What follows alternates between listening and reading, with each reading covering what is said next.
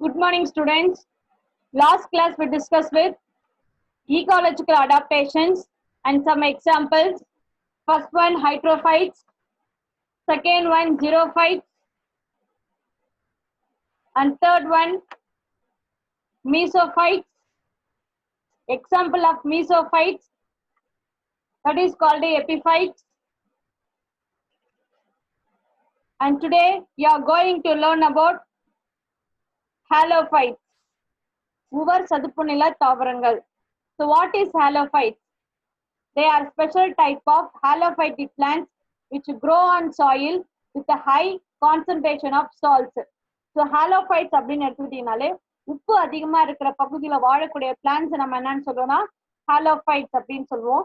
So some example of halophytes plants is called first one Rhizophora, Soneraceae and Avicennia.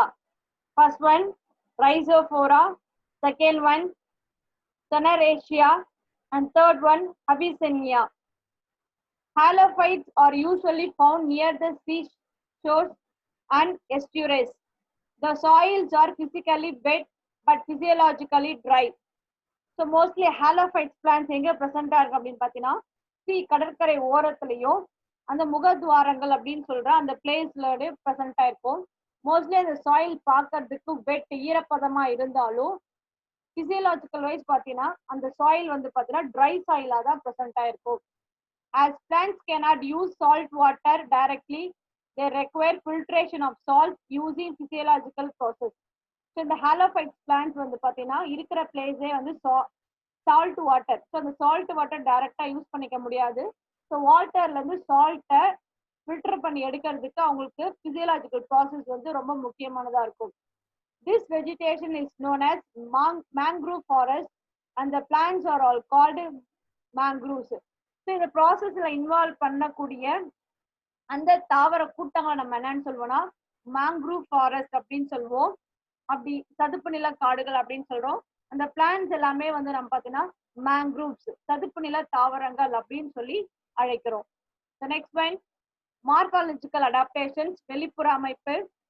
The temperate halophytes are herbaceous, but the tropical halophytes are mostly bushy. So temperate region இருக்கிற halophytes வந்து பார்த்தீங்கன்னா herbaceous அப்படின்னு பார்த்தீங்கன்னா சிறு செடிகளா இருக்கும். இதே வந்து பார்த்தீங்கன்னா டிராபிக்கல்னா வெப்பமண்டல பகுதியில் இருக்கிற பிளான்ஸ் எல்லாமே வந்து பார்த்தீங்கன்னா மோஸ்ட்லி வந்து பார்த்தீங்கன்னா பெரிய நில தாவரங்களா சதுப்பு நில தாவரங்களா தான் பிரசன்ட் ஆயிருக்கும். In addition to the normal roots, many stillate roots are developed. So இதுல வந்து வேர் அப்படின்னு எடுத்தீங்கன்னா ரூட் வந்து எடுத்துக்கிட்டீங்கன்னா stillate root அப்படின்னு சொல்ற டைப் ஆஃப் ரூட்ஸ் தான் பிரசன்ட் ஆயிருக்கும்.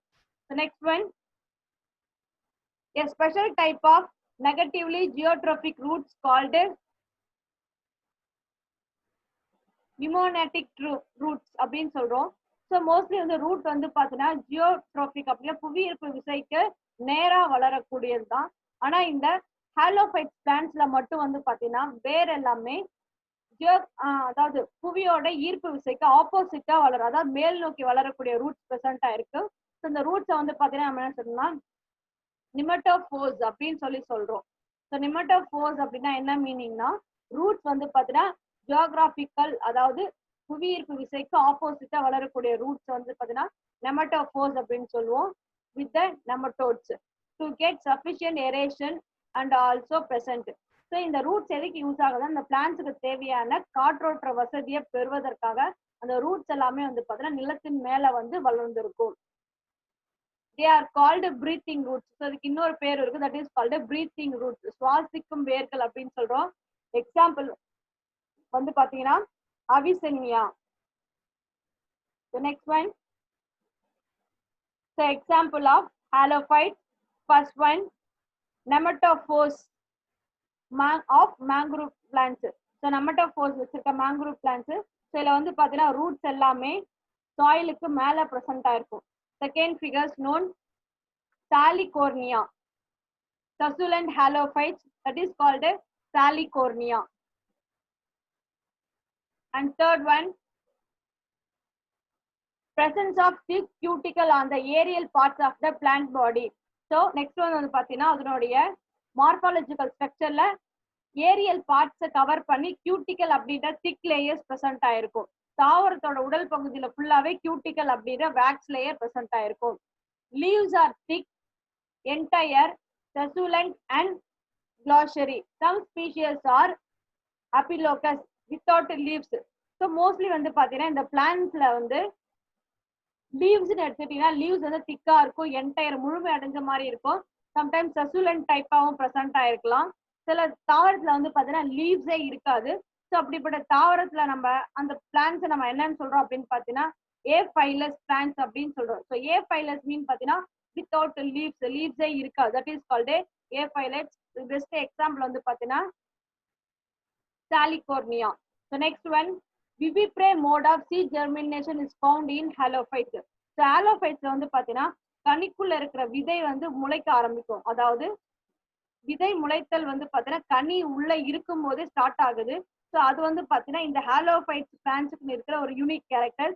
ஸோ அந்த டைப் ஆஃப் பிளான்ட்ஸை நம்ம முளைக்கிற விதையை நம்ம என்னன்னு சொல்றோம்னா விவிபரி ஜெர்மினேஷன் அப்படின்னு சொல்றோம். விதைக்குள்ளேயே வந்து பாத்தீங்கன்னா முளைத்தல் ஆரம்பிச்சதும் அதுக்கப்புறம் இந்த பிளான்ட்ஸ் வந்து சாயிலுக்கு மேலேயே வளர ஆரம்பிக்கும். ஸோ இதுதான் நம்ம என்னன்னு சொல்றோம்னா விவிப்ரே ஜெர்மினேஷன் அப்படின்னு சொல்றோம். So in this slide shown vivipary germination. So விதைக்கு உள்ளேயே வந்து பாத்தீங்கன்னா பிளான்ட்ஸ் வந்து ப்ரொடியூஸ் ஆக ஆரம்பிச்சது. That is called morphological adaptation of halophytes. Next, anatomical adaptations of halophytes. First one, epidermal cells of stem is heavy, cuticines, almost fresh and is filled with the oil and tannins. So என்னோட outer most layer ஆன epidermis வந்து பாத்தீங்கன்னா ரொம்ப ஹெவியா இருக்கும். ஹெவியான cuticle அப்படின்ற wax layer கண்டிப்பா இதுல ப்ரெசென்ட் ஆயிருக்கும். அது மட்டும் இல்லாம இதுல வந்து ஆயில்ஸ் அண்ட் டானின் கிளான்ஸ் அப்படின்னு சொல்ற சுரப்பி நிறமிகளும் அந்த கிளான்ஸும் வந்து இதுல ப்ரெசென்ட் ஆயிருக்கும். Second one, star shaped sclerites and head shaped heavy thickened spicules that provides mechanical strength to cortex and present in the stem.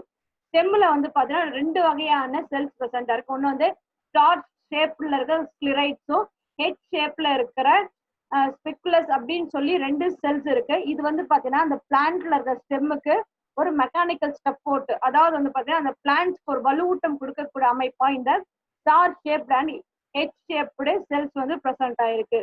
Next one, the leaves may be dorsiventral or isobilateral with salt secreting glands. So இதுல இருக்கிற வந்து இலைகள் வந்து பாத்தீங்கன்னா இருபக்க இலைகளாகவோ இல்லைன்னா சம இலைகளாகவோ present ஆயிருக்கும். அது மட்டும் இல்லாம இதுல வந்து பாத்தீங்கன்னா கிளாண்ட்ஸ், அதாவது சால்ட் செக்ரீட்டிங் கிளாண்ட் அப்படின்ற ஒரு கிளாண்டு ப்ரெசென்ட் ஆயிருக்கும். These are all the anatomical adaptation of halophytes. Next one, physiological adaptation. So physiological adaptation வாழ்வியல் தகவமைப்பு. ஸோ அதுல என்னென்ன வாழ்க்கைக்கு தேவையான அமைப்புகள் இருக்கு அப்படின்னு பார்க்க போறோம். First one, high osmotic pressure exist in some plants. சில தாவரங்கள்ல வந்து பாத்தீங்கன்னா செல்லுல அதிக அழுத்தம் காரணமா, அதாவது ஹை ஆஸ்மாட்டிக் அழுத்தம் காரணமா சவ்வூட பரவல் அப்படின்ற ஒரு ப்ராசஸ் நடக்க ஆரம்பிக்குது. Second one, seed germination in the fruits of mother plant itself, that is called a vivipray.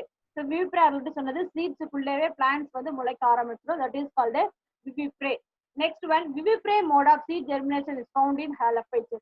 So halophytes விதை முளைக்கிறது அப்படின்னு எடுத்துக்கிட்டீங்கனால அது எந்த டைப்ல அப்படி நடக்கும்னு பார்த்தீங்கன்னா vivipray type of seed germinationல தான் நடக்கும். So next one, 6.4, dispersal of fruits and seeds. So next important topic 6.4, dispersal of fruits and seeds. கனி மற்றும் விதை பரவுது எப்படி நடக்குது பிளான்ட்ஸ்ல அப்படின்னு பார்க்க போறோம். First one, both fruits and seeds possess attractive colors, odor, shape and taste needs for the dispersal by birds, mammals, reptiles, fish, ants and insects, even earthworms. So fruits and seeds ஒரு பிளேஸ்ல இருந்து இன்னொரு பிளேஸ்க்கு move ஆகிறதுக்கு, dispersal ஆகிறதுக்கு அதுல இருக்கிற colour, order அப்படின்ற நறுமணம், ஷேப்பு அண்ட் டேஸ்ட் வந்து ரொம்ப முக்கியத்துவம் இருக்குது. ஏன்னா இதுதான் வந்து பாத்தீங்கன்னா ஃப்ரூட்ஸ் அண்ட் டிஸ்போசல் ஆகிறதுக்கு தேவையான birds, mammals, reptiles, fish, ants and insects, even எர்த்வார்மை கூட வந்து அட்ராக்ட் பண்ணி அவங்க மூலியமா இவங்க ஒரு பிளேஸ்ல இருந்து இன்னொரு பிளேஸ்க்கு மூவ் ஆகிறதுக்கு யூஸ் பண்ணிக்கிறாங்க. The seeds consist of an embryo, stored food materials and a protective covering is called seed coat. First வந்து seed. சீட் அப்படின்னு எடுத்துக்கும் போது சீடை எம்பிரியாவை சுத்தி இருக்கிற ஒரு அவுட்டர் மோஸ்ட் லேயர் நம்ம என்னன்னு சொல்லுவோம்னா சீட் கோட் அப்படின்னு சொல்லுவோம். இந்த எம்ப்ரியோல என்ன இருக்கும் பார்த்தா ஃபுட் மெட்டீரியல்ஸ் வந்து ஸ்டோர் ஆயிருக்கும். அந்த ஸ்டோர் ஆன ஃபுட் மெட்டீரியல் பிளஸ் எம்ப்ரியோவை கவர் பண்ணியிருக்க அவுட்டர் மோஸ்ட் லேயர் நம்ம என்னன்னு சொல்றோம்னா சீட் கோட் அப்படின்னு சொல்றோம். A seed contain minute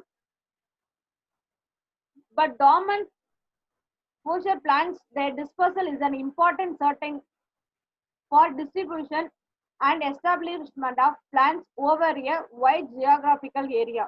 So seeds வந்து பாத்தீங்கன்னா அதாவது சீடோட ஜெர்மினேஷனை பொறுத்து அதாவது ஃபியூச்சர்ல டார்மண்ட் அப்படின்ற உறங்குற நிலையில இருந்தா கூட எதிர்காலத்துல அந்த தாவரங்கள் வந்து தானே தானே உருவாகிறதுக்கு தன்னை சுத்தி இருக்கிற ஜியோகிராபிக்கல் ஏரியில பரவறதுக்கு தன்னை சுத்தி இருக்கிற புவி அமைப்பு சார்ந்த பகுதியில பரவறதுக்கு கண்டிப்பா இந்த சீட் டிஸ்போசல் அப்படின்ற ஒரு கேரக்டர்ஸ் ரொம்ப இம்பார்ட்டன்டா இருக்கு. The dissemination of seeds and fruits to various distance from the parent plant is called seed and fruit dispersal. So parent plantல இருந்து சீடும் ஃப்ரூட்டும் ரொம்ப தூரத்துல போய் விழற ப்ராசஸ் நம்ம என்னன்னு சொல்றோம் அப்படின்னா dispersal of seed and fruits அப்படின்னு சொல்றோம். It takes place with the help of ecological factors such as wind, water and animals. So mother பிளான்ட்ல இருந்து இந்த சீட்ஸும் ஃப்ரூட்ஸும் ரொம்ப தூரத்துக்கு போறதுக்கு யூஸ் ஆகிற ecological factors யாருன்னு பாத்தீங்கன்னா wind காற்று, வாட்டர் நீர் அண்ட் அனிமல்ஸ் வந்து பாத்தீங்கன்னா விலங்குகள். Birds also including this kind of seed dispersals. The next one, seed dispersal is a regeneration process of plant populations and a common means of colonizing new areas to avoid seedling level competition and form natural enemies like herbivores, fungivorous and pathogens. இந்த seed dispersal விதை பரவுதல் அப்படின்ற process வந்து பாத்தீங்கன்னா ஒரு plant தன்னோட இனத்தை பெருக்கிறதுக்காக மட்டும் இல்லாம அவங்களுக்குள்ள நடக்கிற இட நெருக்கடியை குறைக்கிறதுக்காகவும் இந்த சீட் டிஸ்போசல் பயன்படுது. அது மட்டும் இல்லாம ஹெர்பிவோரஸ் தாவரத்தை மட்டும் சாப்பிட்ற பிளான்ட்ஸ் வந்து காப்பாத்திக்கிறதுக்கும் ஃபங்கை அண்ட் பேத்தோஜன்ஸ் வந்து தன்னை காப்பாத்திக்கிறதுக்காகவும் இந்த சீட் டிஸ்போசல் ப்ராசஸ் வந்து பாத்தீங்கன்னா பிளான்ட்ஸ்ல ரொம்ப முக்கியமான ஒரு அமைப்பா இருக்கு. Fruit maturation and seed dispersal is influenced by many ecological favorable conditions such as seasons, suitable environment, and seasonal availability of dispersal agents like birds and insects. So fruit ஓட மெச்சுரேஷனுக்கும் seed dispersal-க்கும் வந்து பாத்தீங்கன்னா favorable condition கண்டிப்பா இருக்கணும். So அந்த condition வந்து பாத்தீங்கன்னா seasons, summer seasons வந்து ரொம்ப முக்கியமான சீசனா இருக்கு. அதே மாதிரி சூட்டபிள் என்விரான்மெண்ட்ல டெம்பரேச்சர், சன்லைட் எல்லாமே கரெக்டா இருக்கணும். சீசன் அவைலபிலிட்டியும் வந்து பாத்தீங்கன்னா ரொம்ப முக்கியமா இருக்கும். அட் த சேம் டைம் அந்த டைம்ல இருக்கிற பேர்ட்ஸ் அண்ட் இன்செக்டும் வந்து பாத்தீங்கன்னா இந்த ஃப்ரூட் மெச்சுரேஷன்லயும் சீட் டிஸ்போசலும் ரொம்ப முக்கிய பங்கு வகிக்கிறாங்க. Seeds requires agents for dispersal which are critical in plants community dynamics in many ecosystem around the globe. So seed germinationல அதாவது seed dispersal வந்து பாத்தீங்கன்னா ecosystem அப்படின்ற ஒரு அமைப்புல இந்த seed dispersal அப்படின்றது ரொம்ப முக்கியத்துவம் வாய்ந்ததா இருக்கு. They offer many benefits to communities such as food and nutrients, migration of seeds across habitats, and help separating plants genetic diversity. The seed dispersion அப்படின்றது எதுக்கு யூஸ் ஆகுது அப்படின்னு பாத்தீங்கன்னா உணவுல இருக்கிற ஊட்டச்சத்தோட வாழ்விடங்கள் இதை வந்து இடம்பெற செய்யறதுக்கும் மரபணுல இருக்கிற பன்முகத்தன்மை அதாவது டிஃபரன்ஸை கிளியரா பாக்குறதுக்கும் வந்து பாத்தீங்கன்னா இந்த சீட் டிஸ்போசல் அப்படின்றது முக்கிய பங்கு வகிக்குது. The next one, first type of seed dispersal. Seed dispersal by wind, that is called anemochory. So wind மூலமா நடக்கிற டிஸ்போசலை வந்து பார்த்தீங்கன்னா நம்ம என்னன்னு சொல்லுவோம்னா anemochory அப்படின்னு சொல்லுவோம். The individual seeds or the whole fruit may be modified to help for the dispersal by wind. Wind dispersal of fruits and seeds is quite common in tall trees. The adaptation of the wind dispersal plants are minute seeds, wings, feathery appendages and sensor mechanisms. So seed dispersal முக்கியமானது வந்து பாத்தீங்கன்னா first wind, காற்று மூலமா நடக்கக்கூடிய seed dispersal, காற்றின் மூலம் பரவுதல். இந்த காற்றின் மூலம் பரவுதல்ல வந்து பாத்தீங்கன்னா ஒரு சிங்கிள் சீடா இருக்கலாம், அப்படி இல்லைன்னா ஒரு ஹோல் ஃப்ரூட்டா கூட வந்து பாத்தீங்கன்னா ஒரு பிளேஸ்ல இன்னொரு பிளேஸ்க்கு காற்று மூலியமா நம்மளால எடுத்து செல்ல முடியும். முக்கியமா உயரமான பிளான்ட்ஸ்ல இருக்கிற கனி மற்றும் விதைகளை வந்து பாத்தீங்கன்னா அதிகமா ஒரு பிளேஸ்ல இருந்து இன்னொரு பிளேஸ்க்கு எடுத்துட்டு போறது வந்து இந்த டிஸ்பர்சல் பை விண்டு மூலியமா தான் நிறைய நடக்குது. இந்த விண்டு மூலியமா நடக்கிற அந்த டிஸ்போசல்ல சம் எக்ஸாம்பிள்ஸ் இருக்கு. ஃபர்ஸ்ட் ஒன் மைன்யூட் சீட்ஸ், மிக சிறிய விதைகள் அப்படின்றாங்க. Seeds are minute, very small, light and with inflected covering. இந்த மைன்யூட் சீடுன்னு எடுத்தீங்கன்னா இந்த சீட்ஸ் வந்து ரொம்ப சின்னதா இருக்கும், ரொம்ப ஸ்மால் சைஸ்ல இருக்கும், லைட் வெயிட்டா இருக்கும். அதனால காத்து மூலியமா ஈஸியா ஒரு பிளேஸ்ல இன்னொரு பிளேஸ்க்கு எடுத்துட்டு போக முடியும். அதுக்கு பெஸ்ட் எக்ஸாம்பிள் வந்து பாத்தீங்கன்னா ஆர்கிட்ஸ். செகண்ட் ஒன் விங்ஸ், ரெக்கை இருக்கிற seeds. Seeds are whole fruits are flattened to form a wing. So இந்த மாதிரி சீட்ஸ்ல இல்லைன்னா ஃப்ரூட்ஸ்ல வந்து பார்த்தீங்கன்னா விங் லைக் ஸ்ட்ரக்சர்ஸ் இருக்கும். இந்த விங்ஸ் வந்து பார்த்தீங்கன்னா காத்து மூலியமா எப்படி பேர்ட்ஸ் வந்து பார்த்தீங்கன்னா பறக்குதோ அதே மாதிரி இந்த பிளான்ட்ஸும், இந்த பிளான்ட்ல இருக்க ஃப்ரூட்ஸும் சீட்ஸும் வந்து பார்த்தீங்கன்னா காத்து மூலியமா பறந்து ஒரு பிளேஸ்ல இருந்து இன்னொரு பிளேஸ்க்கு ஈஸியா மூவ் பண்ண முடியும். இதுல இருக்க சம் எக்ஸாம்பிள்ஸ் வந்து பார்த்தீங்கன்னா first one maple, second one Gyrocarpus, third one Dipterocarpus, and fourth one Terminalia.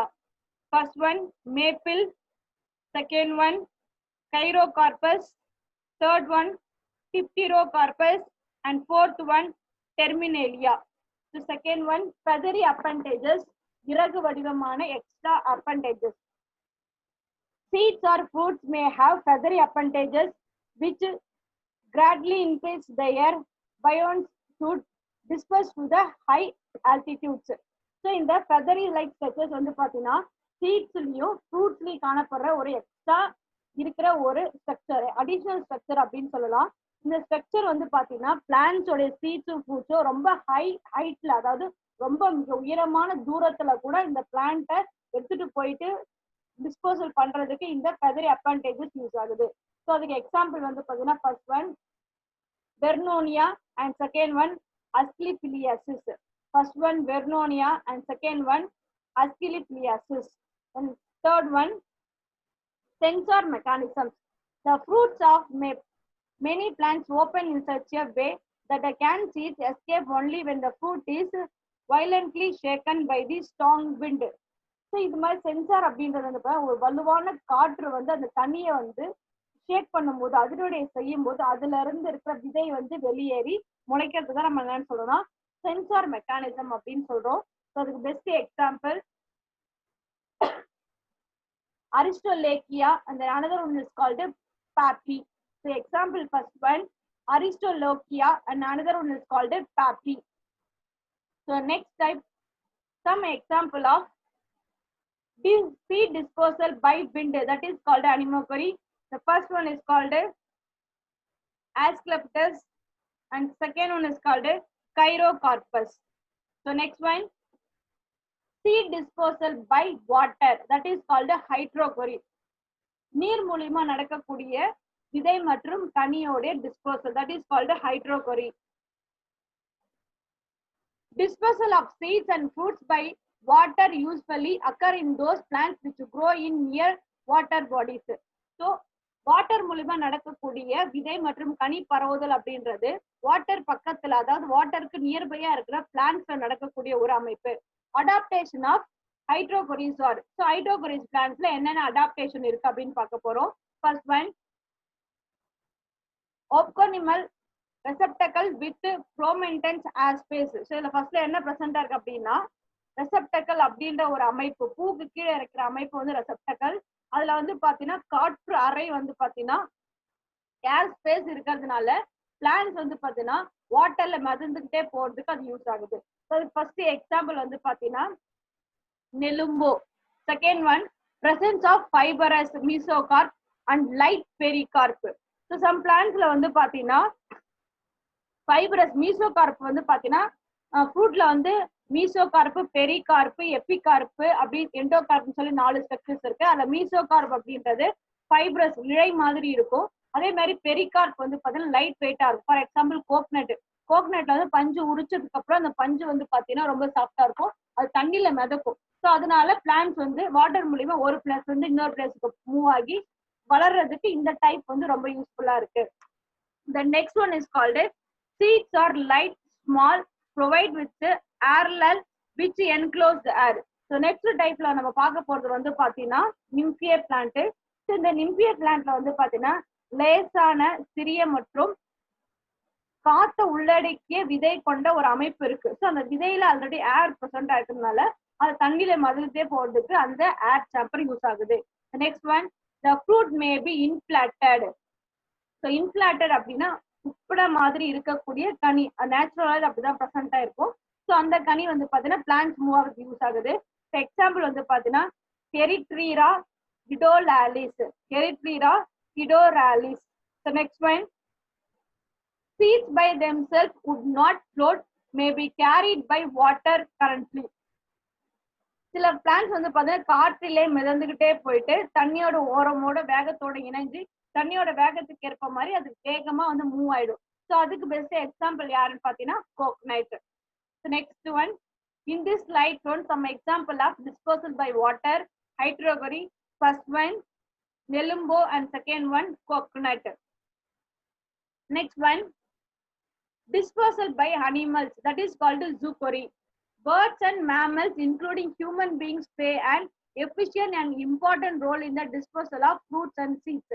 So fruits and seeds disposal ஆவதுல animals மட்டும் இல்லாம human beings ஒரு முக்கிய பங்கு இருக்கு. They have the following device. So இதுல வந்து பாத்தீங்கன்னா நிறைய வகைகள், நிறைய பிரிவுகள் இருக்கு. ஸோ அது என்ன அப்படின்னு நம்ம பார்க்க போறோம். First one, hooked fruit. So what is hooked fruit? So hooked fruit அப்படின்னு எடுத்துட்டா கொக்கி மாதிரி அதனோட ஸ்ட்ரக்சர்ஸ் இருக்கும். The surface of the fruits or seed have hook, that is called xanthemum. Barbus, the best example is called Antiropogon. Next one, sphinx, that is called முள்ளு மாதிரி இருக்கிறது Arista. By means of which they attach to the body of animals or cloths of human beings and get disposal. So இவங்களோட structure வந்து பார்த்தீங்கன்னா hook மாதிரி, பின்னு மாதிரி, முள்ளு மாதிரி இருக்கிறதுனால அனிமல்ஸோடைய மேலேயோ இல்லை ஹியூமன் பீங்ஸோட ட்ரெஸ் மேலே ஒட்டிக்கிட்டு இருக்கும்போது நம்ம அதை வந்து வெளியில எடுத்து கொஞ்சம் தூரம் நவுந்து வந்து அதை வந்து தட்டி கீழே விடும்போது அந்த பிளான்ஸ் வந்து மதர் பிளான்ட்ல இருந்து கொஞ்சம் தூரம் தள்ளி வேற ஒரு பிளேஸ்ல வளரக்கூடிய வாய்ப்பு வந்து பார்த்தீங்கன்னா இந்த ஹூக்டு ஃப்ரூட்டுக்கு இருக்கு. So next one, sticky fruit and seeds. So ஒட்டிக்கிற மாதிரி இருக்கிற seeds and fruits. Some fruits have sticky glandules as by which they attach to the fur of grazing animals. So some பிளான்ஸ்ல வந்து பாத்தீங்கன்னா அதோட ஃப்ரூட்ல வந்து பாத்தீங்கன்னா ஸ்டிக்கி ஒட்டிக்கக்கூடிய அந்த கிளான்ஸ் வந்து ப்ரெசென்டா இருக்கும். இந்த கிளான்ஸ் வந்து பாத்தீங்கன்னா அந்த அனிமல்ஸோடைய ஃபர் அப்படின்ற அந்த தோல்னு சொல்லுவாங்க, அந்த தோலிலையோ இல்லைன்னா அதனோட முடியில மேலே ஒட்டிக்கும். ஸோ ஒட்டினதுக்கு அப்புறம் அந்த அனிமல்ஸ் வந்து அங்கிருந்து கொஞ்சம் தூரம் வந்ததுக்கு அப்புறம் அந்த முடியை வந்து ஒதுரும் போதோ இல்லை அந்த முடியை வந்து பாத்தீங்கன்னா பிரிக்கும் போதோ அந்த பிளான்ட்ஸ்ல ஒட்டிட்டு, அந்த பிளான்ட்டோட சீடோ ஃபுட்டில் ஒட்டிட்டு இருந்துச்சுன்னா அது கீழே வந்து ஒரு நியூ பிளான்ட்டை ப்ரொடியூஸ் பண்ணும். ஸோ அதுக்கு பெஸ்ட் எக்ஸாம்பிள் வந்து பாத்தீங்கன்னா Boer Havia, then another one Cleome. Boer Havia, then another one Cleome. So next type வந்து பாத்தீங்கன்னா some fruits have biscuit layer which attach to the break or beak of the birds which eat them, and when they rub them on the branches of the tree they dispose and germinates. So some plants வந்து பாத்தீங்கன்னா கனி மேல வந்து ஒரு மாதிரி பிசுபிசுப்பான ஒரு அமைப்பு இருக்கும். இது வந்து ஃப்ரூட்ஸை வந்து அந்த பேர்ட்ஸ் வந்து கடிச்சு சாப்பிடும்போது அதனுடைய பீக் அதனோட அலகுல போய் ஒட்டிக்கும். அப்புறம் அந்த பேர்ட்ஸ் வந்து அந்த அலகை வந்து கிளீன் பண்ணும்போது அந்த சீட்ஸ் வந்து சாயில்ல விழுந்து இல்லை அந்த ஃப்ரூட்ஸ் வந்து சாயில்ல விழுந்து ஒரு நியூ பிளான்ட்டை ப்ரொடியூஸ் பண்ணும். ஸோ அது பெஸ்ட் எக்ஸாம்பிள் வந்து பார்த்தீங்கன்னா Cordia and Alangium. Best example Cordia and Alangium. Next one, fleshy fruits, சதை உள்ள இருக்கிற ஃப்ரூட்ஸ். சில ஃப்ரூட்ஸ்ல வந்து பார்த்தீங்கன்னா ஃப்ளஷான டைப் ஆஃப் ஃப்ரூட்ஸ் இருக்கும். Some fleshy fruits which conspicuous colors and disposed by human beings to distant place after consumption. Example, mango and diplodocus. So சில ஃப்ரூட்ஸ் வந்து பார்த்தீங்கன்னா அதோட ஃப்ளஷ் கனி பகுதி ரொம்ப சாஃப்டாகவும் ரொம்ப டேஸ்டாகவும் இருக்கும். ஸோ அதை வந்து ஹியூமன் பீங்ஸ் அட்ராக்ட் பண்ணும். ஸோ ஹியூமன் பீங்ஸ் இந்த ஃப்ரூட்ஸை சாப்பிட்டுட்டு அந்த சீடை வந்து தூக்கி போடும்போது அந்த பிளான்ட்ஸ் வந்து வளரக்கூடிய சான்சஸ் நிறைய இருக்கு. ஃபார் எக்ஸாம்பிள் வந்து பார்த்தீங்கன்னா பப்பாயா பிளான்ட் வந்து பார்த்தீங்கன்னா அதோட ஃப்ளஷி ஃபுட், அதாவது ஈட்டபிள் பார்ட் வந்து ரொம்ப அதிகமா இருக்கு. ஸோ சாப்பிட்டுட்டு அந்த சீட்ஸை வந்து நம்ம தூக்கி போடும்போது ஒரு நியூ பிளான்ட் ப்ரொடியூஸ் பண்ண வாய்ப்பு இருக்கு. ஸோ இதை வந்து ஹியூமன் பீங்கை டிபெண்ட் பண்ணி நடக்குது. That is called fleshy fruit. So in this slide shown some example of disposal by animals, that is called as zoochory. First one, sunflower வந்து ஸ்குரில் மூலியமா நடக்குது. The next one, papaya human beings மூலியமா நடக்குது. So next one, disposal by explosive mechanism, that is called autochory. Some plants and seeds fruitsல வந்து பாத்தீங்கன்னா அதுவே வந்து வெடிச்சு அதுவே வந்து பர்ஸ்ட் ஆகி ஒரு நியூ பிளான்ட்டை ப்ரொடியூஸ் பண்ணும். அந்த பர்ஸ்ட்ல அது எவ்வளவு தூரம் போய் விழுதோ அந்த இடத்துல வந்து பார்த்தீங்கன்னா ஒரு நியூ பிளான்ட் ப்ரொடியூஸ் ஆகும். That is called autochory. First one, some fruits burst suddenly with a force impelling to the thorn seeds to a little distance away from the plant. Autocurry show the following adaptations. So அதேதான் mother பிளான்ட்ல இருக்கிற ஃப்ரூட்ஸோ சீட்ஸோ தானாவே வெடிச்சு கீழே விழுந்து அந்த பிளான்ட்ல இருந்து கொஞ்சம் தூரம் தள்ளி போய் வரையறது நம்ம என்னன்னு சொல்லணும்னா ஆட்டோ கொரி அப்படின்னு சொல்லுவோம். இதுல சில அடாப்டேஷன்ஸ் இருக்கு. ஸோ என்னென்ன அடாப்டேஷன் தகவமைப்பு இருக்கு அப்படின்றத நம்ம பார்க்க போறோம். First one, some fruits more touch of some plants or causes the ripened fruits to explode suddenly and seeds are thrown out with a great force. So சில பிளான்ட்ஸ்ல வந்து பாத்தீங்கன்னா நம்ம அந்த கனியை ஃப்ரூட்ஸை வந்து டச் பண்ணும்போது அந்த பிளான்ட் வந்து திடீர்னு வெடிக்க ஆரம்பிக்கும். ஸோ வெடிச்சு அந்த பிளான்ட்ல வந்து நியூ பிளான்ட் ப்ரொடியூஸ் ஆகும். ஸோ இதுக்கு பெஸ்ட் எக்ஸாம்பிள் அப்படின்னு பாத்தீங்கன்னா இம்பேஷியஸ், தட் இஸ் பால்சம் பிளான்ட் அப்படின்னு சொல்லுவோம். தமிழ்ல வந்து நம்ம அதை காசி தும்பை பிளான்ட் அப்படின்னு சொல்லுவோம். நெக்ஸ்ட் ஒன் கீரா plant. So next topic, some fruits when they come out in contact with water partially after a shower of rain burst suddenly with a noise and scatter the seeds. So some plants வந்து பாத்தீங்கன்னா அந்த கனியிலயோ அந்த ஃப்ரூட்ஸ்லயோ வந்து பாத்தீங்கன்னா மழை பொழிய அந்த தூரல் பட்ட உடனே தண்ணியோட வேகம் பட்ட உடனே அந்த ஃப்ரூட்டோ இல்ல அந்த சீடோ வெடிச்சு பிளான்ட்ஸ் வந்து கொஞ்சம் தூரம் போய் விழுந்து ஒரு நியூ பிளான்ட் ப்ரொடியூஸ் பண்றதுக்கான சான்சஸ் இருக்கு. ஸோ அதுக்கு best example Ruellia, then another one Crossandra. First one Ruelia, then another one Cransandra. The next one, certain long pods explode with a loud noise like crackers, scattering these seeds in all directions. Sometimes வந்து பாத்தீங்கன்னா சில பிளான்ட்ஸ்ல இருக்கிற ஃப்ரூட்ஸோ சீட்ஸோ பட்டாசு போல திடீர்னு ஒரு அதிகமா இருக்கிற சவுண்டோட அது வந்து பர்ஸ்ட் ஆகி ஒரு நியூ பிளான்ட்டை ப்ரொடியூஸ் பண்ணலாம். ஸோ இது ஆல் டைரக்ஷன்ல எல்லா இடத்துலயுமே விழுந்து ஒரு நியூ பிளான்ட்டை ப்ரொடியூஸ் பண்ணும். ஸோ பெஸ்ட் எக்ஸாம்பிள் வந்து பாத்தீங்கன்னா இதுக்கு பகினியா வள்ளி அப்படின்ற ஒட்டக பாதக்கொடி அப்படின்னு சொல்லி சொல்றோம். பகினியா ஃபில்வி. So next one, as the fruit matures, tissues around seeds are covered into a mucilaginous fluid, due to which a high turbo pressures developed inside the fruits, which leads to the dispersal of seeds. So some plantsல வந்து பாத்தீங்கன்னா கனி வந்து நல்லா matured ஆனதுக்கு அப்புறம் அதை சுத்தி வந்து பாத்தீங்கன்னா ஒரு பிசின் மாதிரி ஒரு அமைப்பு உருவாகும். அதை வந்து பாத்தீங்கன்னா அந்த அமைப்புல வந்து ஹை ப்ரெஷர் வந்து கொடுக்கும்போது, ஹை டர்கோ ப்ரெஷர் கொடுக்கும்போது அந்த ஃப்ரூட்ஸ் ஆட்டோமேட்டிக்கா உடைஞ்சு அதுல இருந்து நியூ பிளான்ட்ஸ் ப்ரொடியூஸ் பண்ணும். ஸோ அது பெஸ்ட் எக்ஸாம்பிள் அப்படின்னு பாத்தீங்கன்னா first one Ecballium எலக்ட்ரியா.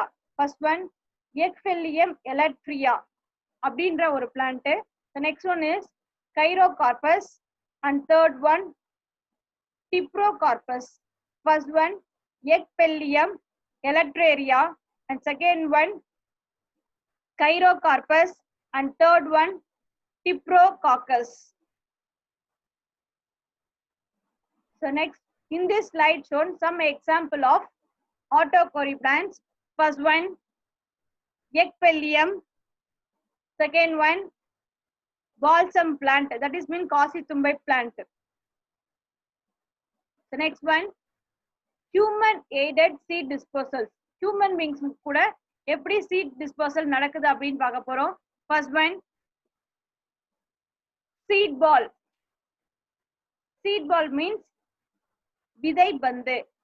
Seed ball is an ancient Japanese technique of encasing seeds in a mixture of clay and soil, humus, also in cow dung, and scattering them on two suitable ground, not planting of trees manually. So seed ball அப்படின்ற விதை பந்து களிமண்ணோ சில இலை மக்குடன் சேர்ந்த ஒரு அமைப்பு. அது உள்ள சீடு இருக்கும். அந்த சீடை கவர் பண்ணி மண்ணு இல்ல அந்த சீடு வளர்றதுக்கு தேவையான மாட்டுச்சாணம் அப்படின்னு சொல்றதுல அந்த கவுடங்கெல்லாம் ப்ரிப்பேர் பண்ணி ஒரு பந்து மாதிரி உருவாக்கின ஒரு அமைப்பு. இது ஜப்பான்ல யூஸ் பண்ற ஒரு பழமையான முறை தான். இந்த முறையில நம்ம என்ன பண்றோம், நம்ம எங்க போறோமோ அப்ப அந்த சீட் பால அந்த சாயில்ல தூக்கி போட்டோம்னா கரெக்டான சூட்டபிள் கண்டிஷன், டெம்பரேச்சர், லைட்டு, ரெயின்ஃபால்லாம் கிடைக்கும் போது அந்த பால் வந்து கொஞ்சம் கொஞ்சமா அதுல இருக்கிற சாயில்லாம் வந்து பாத்தீங்கன்னா மண்ணுல கரைஞ்சி அதுல இருக்கிற சீட் வந்து சாயில்ல விழுந்து ஒரு நியூ பிளான்ட்டை ப்ரொடியூஸ் பண்றதுக்கு நிறைய சான்சஸ் இருக்கு.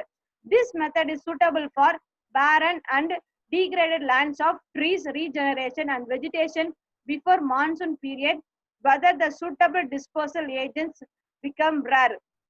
So இந்த முத்தல்ல பாத்தீங்கன்னு வச்சுக்கோங்களேன், தாவரமே இல்லாத வெறும் வெத்தா இருக்கிற லேண்ட்ல கூட இந்த சீட் பாலை யூஸ் பண்ணி பிளான்ட்டை நம்ம ஜெர்மினேட் பண்ண முடியும். இப்படி பண்ணும்போது இந்த பிளான்ட் வந்து பாத்தீங்கன்னா இன்னொரு மீள் உருவாக்கும். அதாவது டீஃபாரஸ்டேஷன், அதாவது காடு அழிக்கிறதுல இருந்து திரும்ப ஏஃபாரஸ்ட் நம்மளால கொண்டு வர முடியும். ஸோ பிளான்ட்ஸ் வந்து நம்ம அதிகமா ப்ரொடியூஸ் பண்ண முடியும். அதனால ரெயின்ஃபால் அதிகமா கிடைக்கும். ஸோ அதனால பிளான்ட்டோட ஈல்டு க்ரோத் எல்லாமே வந்து பாத்தீங்கன்னா நம்மளுக்கு ஹை லெவல்ல போயிட்டே இருக்கும். ஸோ அதுக்கு வந்து பாத்தீங்கன்னா இந்த சீட் பால் அப்படின்ற மெத்தட் வந்து ரொம்ப யூஸ்ஃபுல்லா இருக்கு. So next topic, seed ball. In this slide shown structure of seed balls. Next one, advantages of seed dispersal. So the seed dispersal என்னென்ன advantages இருக்கு, என்னென்ன பயன்கள் இருக்கு அப்படின்னு பார்க்க போறோம். First one, seeds escapes from mortality near the parent plant due to predations by animals or getting disease and also avoiding competitions. So seed dispersal மூலமா parent plantல இருந்து daughter plant கொஞ்சம் தூரத்தை விழும்போது அதுல வந்து அனிமல்ஸ் வந்து பாத்தீங்கன்னா அவ்வளவு சீக்கிரம் அந்த பிளான்ட்டை வந்து சாப்பிட முடியாது. ஸோ மதர் பிளான்ட்ல இருந்து அந்த டாட்டர் பிளான்ட் தூரத்துல இருக்கும்போது அது வந்து நம்ம சேஃபா வச்சுக்கலாம். At the same time suppose mother plant ஃபுல்லாவே இல்லைன்னா டாட்டர் பிளான்ட் மூலியமா இது மாதிரி ஒரு ஸ்பீஷிஸ் இருக்கு அப்படின்றத ஐடென்டிஃபை பண்றதுக்கு இந்த சீட் டிஸ்போசல் ரொம்ப யூஸ்ஃபுல்லா இருக்கு. Second one, disposal also gives a chance to occupy favourable sites for growth. So இந்த சீட் டிஸ்போசல் வந்து பாத்தீங்கன்னா மதர் பிளான்ட் ஒரு டெஃபிஷியன்ட் சாயிலையோ இல்ல வந்து பாத்தீங்கன்னா மேன்யூர் இல்லாத சாயில இருந்தாலும் அந்த பிளான்ட்ல இருந்து சீட்ஸ் வந்து வேற எங்கேயாவது இப்ப விழும்போது அங்க இருக்கிற கண்டிஷன், கிளைமேட்ஸ், சாயில் வந்து அந்த சீட்ஸ்க்கு ஏத்த மாதிரி இருந்துச்சுன்னா அந்த சாயில்ல அந்த பிளான்ட் நல்லா வளரக்கூடிய சான்சஸ் அதிகமா இருக்கு. Next one, it is an important process in the movement of plants genes. Particularly, this is the only method available for self-fertilized flowers and maternally transmitted genes in outcrossing plants. So இதுல முக்கியமான முறை வந்து பாத்தீங்கன்னா self fertiliser, அதாவது தன்னுக்குள்ளே மகரந்த சேர்க்கை நிகழ்த்தாம தாவரம் வந்து கொஞ்சம் தூரத்துல போய் விழுறதுனால அதுக்குள்ள கிராஸ் பாலினேஷன் பண்ணி நியூ வெரைட்டிஸ் ஏதாவது ப்ரொடியூஸ் பண்ண முடியுமா அப்படின்ற ரிசர்ச்லயும் இந்த சீட் டிஸ்போசல் யூஸ் ஆயிட்டு இருக்கு. Next one, seed dispersal by animals help in conservation of many species even in human altered ecosystem. So seed dispersal animals மூலமா நடக்கிறது வந்து பாத்தீங்கன்னா இந்த ecosystem அப்படின்ற சூழ்நிலையில எல்லாமே வந்து பேலன்ஸ் ஈக்குவலா இருக்கிறதுக்கு இந்த சீட் டிஸ்பர்சல் யூஸ் ஆயிட்டு இருக்கு. Next one, understanding of fruits and seeds dispersal act as a key for proper functioning and establishment of many ecosystem forms, desert to evergreen forest, and also for the maintenance of biodiversity, conservation and restore of ecosystems. சில முக்கியமான என்ன அப்படின்னு பாத்தீங்கன்னா இதுல வந்து பாத்தீங்கன்னா fruits and seat disposal மூலமா நம்ம என்ன பண்ணிக்கலாம் அப்படின்னா அதனுடைய ஃபங்க்ஷனாலிட்டி, அதனுடைய எஸ்டாப்ளிஷ்மெண்ட்டை புரிஞ்சுக்கலாம். At the same time desert, அதாவது பாலைவனமா ஒரு பசுமையான இடம் வந்து பாலைவனமா மாறாம அதனுடைய தன்மை மாறாம அது எப்பயுமே எவர் கிரீன் ஃபாரஸ்டா இல்ல எவர் கிரீன் பிளேஸா இருக்கிறதுக்கு இந்த சீட் டிஸ்போசல் வந்து ரொம்ப முக்கியத்துவம் வாய்ந்ததா இருக்கு. அது மட்டும் இல்லாம ஒரு உயிரினத்தோடைய பெருக்கத்துக்கு பாப்புலேஷனுக்கும் இந்த சீட் டிஸ்போசல் ரொம்ப முக்கியம் வாய்ந்ததா இருக்கு. So these are all the advantages of seed dispersal. Today we discuss with some important topics. First one, ecological adaptationsல நம்ம இன்னைக்கு பார்த்த முக்கியமான டாபிக் வந்து பாத்தீங்கன்னா fifth topic, halophytes. So அது முடிஞ்சதுக்கு அப்புறம் next one, dispersal of fruits and seeds. So first one, dispersal by wind, that is called anemochory. Second one, dispersal by water, that is called hydrochory. And third one, dispersal by animals, that is called zoochory. And last one, fourth one, dispersal by explosive mechanism, that is called autochory. The next topic, important topic, that is called a seed ball. And last one, advantages of seed dispersal. Today class, all students read the topics well. Thank you students. Thank you.